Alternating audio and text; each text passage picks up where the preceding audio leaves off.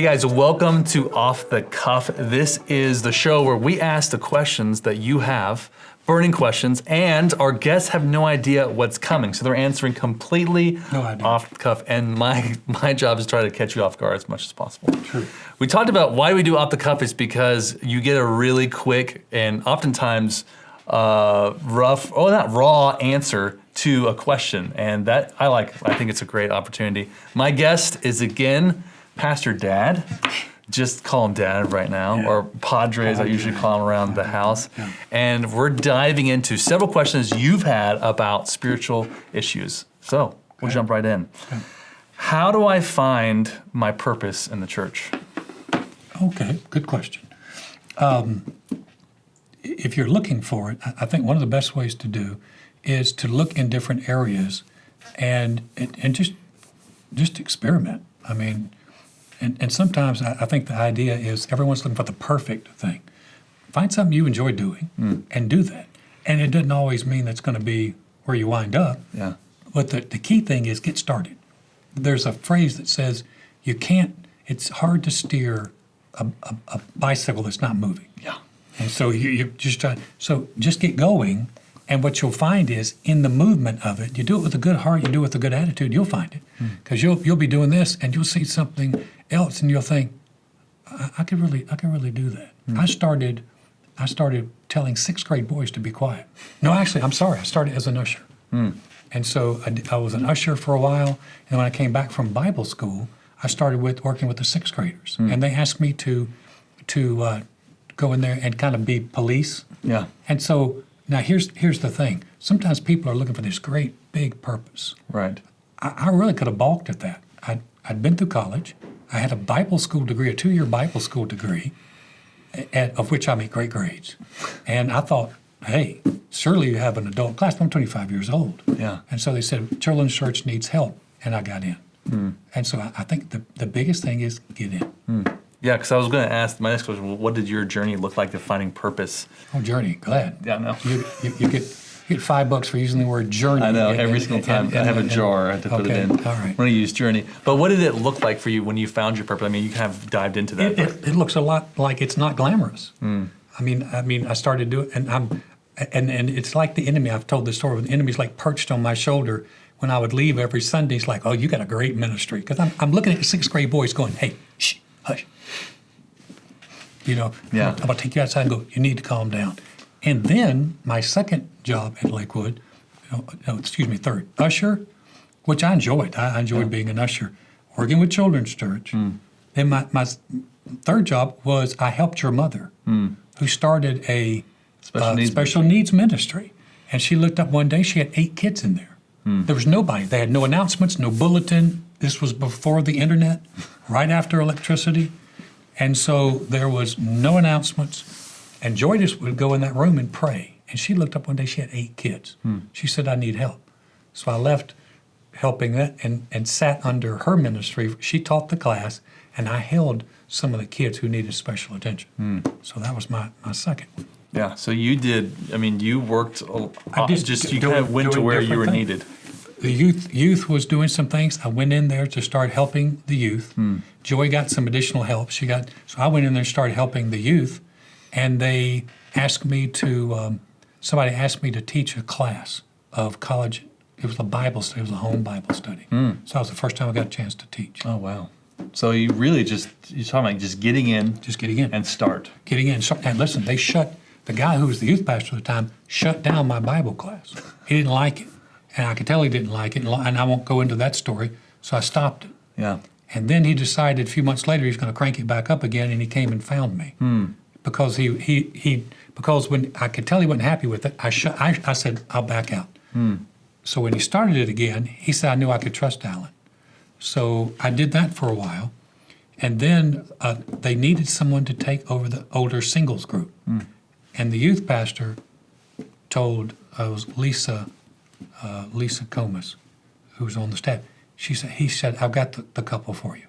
So staying in there, being faithful, not quitting, and the Lord promoted us. Yeah, that's really good. That's a nutshell, but that's it. You had opportunities to get offended, Every time. get upset. Okay. This is I'm overqualified for this job. Listen, if you're in church Church is like life. You have opportunities to be offended. I think people don't ever think it's going to happen. And so they're super surprised when they're offended in church. Yeah. But we're still dealing with people. Right. So Yeah. and people do stuff, So stupid stuff. you were faithful, and then the Lord was able to promote you. What does faithfulness look like? What does it mean? 'Cause that's a word. I just told you what faithfulness looks like. You get in Yeah. and you stay in and you don't quit. And you stay with it and you go, you know what, Lord, I'm helping you. I'm helping your kingdom. Right. And you know what people don't often realize is volunteering in a church is one of the best ways to stay in church. Because I would volunteer, and then some mornings you get up and and I realize people are human. You get up, you go, I don't want to go to church today, but then you think, no, they're depending on me to go Right. and do this, and so you go. And after a while, it just becomes part of your life. Yeah. I mean, so you have these young guys. A young guy comes to you and say, "Hey, I feel like God's called me to be a pastor." Okay. And I know you've done this before. What's your response to this guy? Let's say he's 25 years old. He's like, I might look at him and go, children's church needs some help. I'm going to suggest that they get involved because I've had people come to me and go, man, I want to do what you do. And I start suggesting areas that they can, and they start pushing back on me. Yeah. And as soon as they start pushing back on me, I realize I got nowhere to go with you. Yeah. You're not going to start by leading a large church. You're going to start ushering or Yeah. working with the children or Yeah. helping on the tech team or doing something along those lines. God's looking for faithfulness more than he's looking for Got to talent. be able to trust you. Question about, hold on one second. I had a question lined up in my head. Don't you have it written down? No, actually, I had one that I just came up Oh, with. one that you came up with. Let's go with what you've got written down. I'm gonna go, I think I got some really good. I usually just bounce off of. Yeah. I don't want your questions. Okay, here we go. Okay. All right, here's my question. So there is a myth, and I know you've debunked it before, but maybe we can dive into it a little bit more. Okay. About this idea that the only people who are really called to ministry are the ones who are doing a full-time ministry. What is your? I know because people are like, man, I just wish I could be in ministry, but I'm not called to it full-time. What is Right. that? How do you talk to people through that process, and what does that mean for you? Well, if you think about it, all of us are called to ministry. It's just different functions that we have. So all of us are called to be a part of God's kingdom, to move the kingdom forward, Yeah. to be a part, seek first the kingdom of God and his righteousness. So all of us are called to some kind of ministry. Yeah. The church is for the equipping of the saints for the work of ministry. Yeah. But people have different jobs, different roles, different functions, different gifts, different graces. And so understanding that I am called to do something, finding out what it is. Yeah. And so I think what we've said is the ministers are people who sing or people who preach. Yeah. And if I don't do that, I'm really not. No, it's just like, what has God called you to do? The Bible said he sets people in the body as it pleases him. Yeah. And so find out what you're called to do, what you're gifted to do. Most people are called to be in helps, Yeah. just to help, just to serve. And if you cannot stand children, God's not going to make you serve in children's ministry. Right. But maybe you're a great administrator, but you can come and help us with some of the paperwork stuff. And you're like, I love that. But helping the kingdom is really what we're doing. Before I was a pastor, I was a sales rep, and we helped. We volunteered. We helped. And so that's really what we're talking about. Yeah, absolutely. How do I decide what to do with my future? In terms of ministry, you think, or I just think in terms just in of general, future? I think people Okay. are like, how do I figure out what I'm supposed to do in the future? Okay. I think one of the biggest things is don't just sit there and do nothing until you figure out the whole plan. Right. Because what I've found is the Lord will lead you in steps, not leaps, not Yeah. transporting you, where all of a sudden you're here and all of a sudden, wow, I'm in this amazing place. So I think the idea is, Lord, I want to do whatever you want me to do. So I'm going to start moving. I'm going to move forward. Don't sit at home going, what's God's plan for me? Get involved in church, get involved with other people. Right.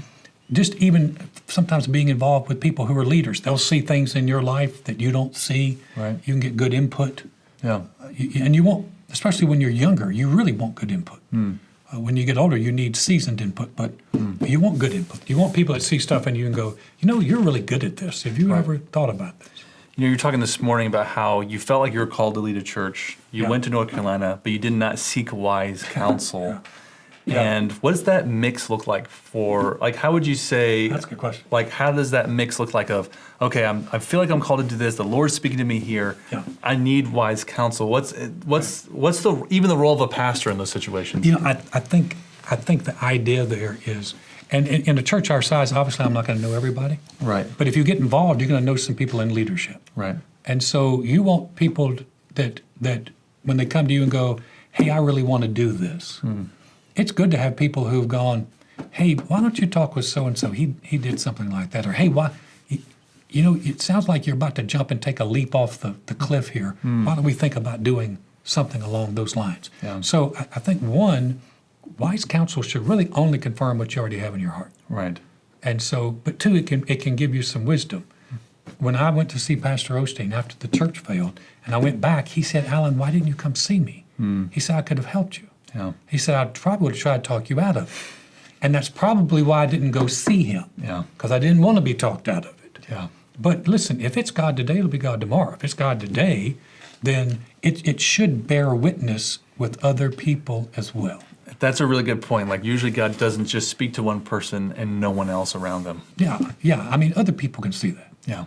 And I had people say that they saw me as a pastor before I ever saw it. And so I didn't want to be a pastor. That's why I didn't listen. But the idea is if you have good godly people around you, if you're involved, then these are people who can listen. I think it's so important for people. Okay, all you singles out there, listen to me. You need people in your life who can tell you whether you're about to make a dumb love decision or not. It's good to have people who can help you. Yeah. on that. And I think that's something we've talked about too, is the role of a pastor in people's lives. It's not just preaching or leading a church. Yeah. But you've said before, people will just come to me and ask me and talk to me. Well, There's an element of spiritual excuse authority. Me, before you make my phone ring off the hook. Yes. But you're down up front. I mean, there's an element of, yeah. if people would come and say, hey, I feel like God's leading me here, Pastor Allen, you would give them wisdom and counsel. Yeah, it'd be quick, but I would. Yeah. And you've done it before in the past. Totally. And that's some of the role of authority in people's lives as well. Yeah, people don't like that idea either. No. But if the Lord's speaking to you, I think other people can see gifts in you. Yeah. Somebody asked me to come and take a job in another church, and Pastor Osteen told me, he said, that's not your role. He said I wouldn't suggest you do that. Well, I didn't want to do it, but I'm thinking, I need to. And when he said that, it's like, thank you. So it's It confirming. confirmed already something. Which is another reason why you should get involved with teams and get involved in the People. church, because it's not just about coming to church, but getting involved in church. Because Right. the more people you have around And you, if you got some good seasoned people around you, they can help you. yeah, leaders within the church that you can go to and say, hey, Big time. the Lord's Big dealing time. with me on this. What do you get? And I'm telling you, everybody needs a love committee. Everybody needs a love committee. Everybody needs someone to go, what are you doing? Yeah. You're about to marry a serial killer. Yeah. And it takes humility to go to someone and say, hey, this is the Lord speaking this to me, and it gets shot down. That's the toughest one. You fall in love, man, it is the toughest one to look at somebody and go, what are you doing? That they're horrible for you. Yeah. What would you say to the person who is like they want to follow the Lord, they really want to seek His purpose, but they're afraid of making a mistake or afraid they're going to hear wrong from the Lord and fall on their face? What would you say to that person? You're going to make mistakes.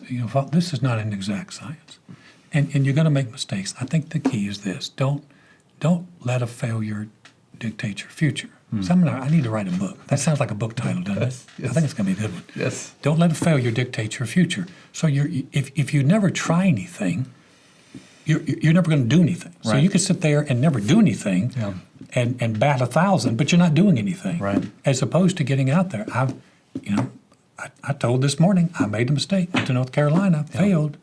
Wasn't good, wasn't fun, wasn't But pleasant. the Lord didn't give up on you. No, He didn't give up. And it on wasn't me. the end. And I was able to get back around to the right place. Yeah. You told me that too. I remember when I had made a mistake in ministry, Yep. young man, went out on my own, really didn't listen to counsel, didn't ask anybody's advice, moved to Peru, made a huge mistake. And I remember talking to you later in Skype when you were trying to convince me to move back.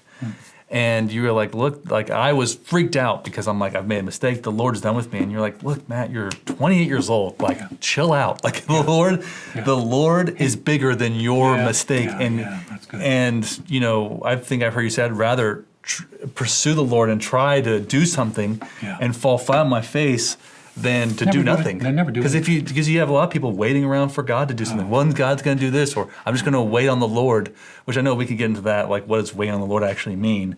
But there's an element of steps that you have to take in order to get, like you just don't want to sit there and wait. No. Because then you end up doing nothing. Hard steer a parked car. Yeah, that's great. All right, well, that is off the cuff. A lot of great questions. Yeah, good questions. Thank you for sending your questions in. If you send us a question and we use it, we might send you something great. I don't know what it is yet. Autographed picture. Autograph picture, Me or and maybe Joy. the book from Don't Let Your Failure Dictate Your Future. Yeah. Whenever that comes out. Whenever it comes out. Yes. Yeah. Thank you guys for joining us. Stay tuned. These are posting every single Friday for you to watch on YouTube and Facebook. We love you guys. We'll see you next week. I guess.